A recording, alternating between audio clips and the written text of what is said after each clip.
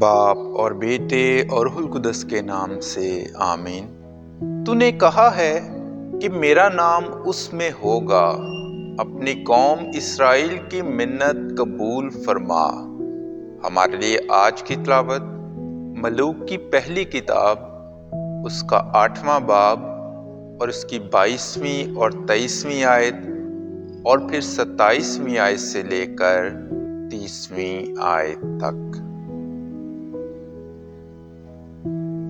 تب سلیمان خداوند کے مذبح کے آگے اسرائیل کی ساری جماعت کے سامنے کھڑا ہوا اور اپنے ہاتھ آسمان کی طرف پھیلائے اور کہا: اے خداوند اسرائیل کے خدا، تیری مانند نہ تو اوپر آسمان میں نہ نیچے زمین پر کوئی خدا ہے۔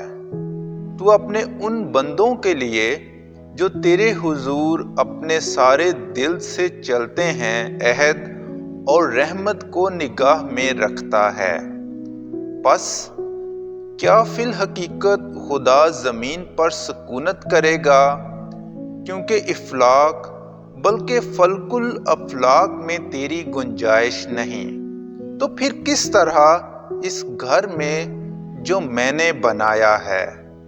اپنے بندے کی دعا اور منت کی طرف توجہ کر، اے خداوند میرے خدا، اور اپنے بندے کی دعا اور التجا سن جو وہ آج کے دن تیرے آگے کرتا ہے۔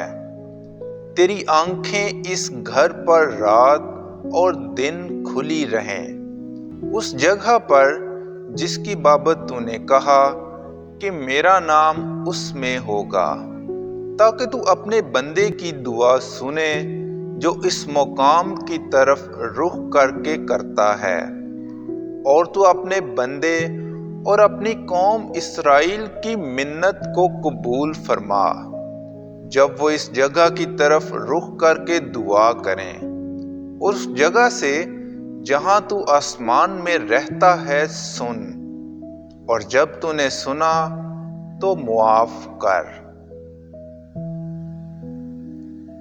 پاک کلام کے پڑھے اور سنے جانے پر خدا کی برکت ہو۔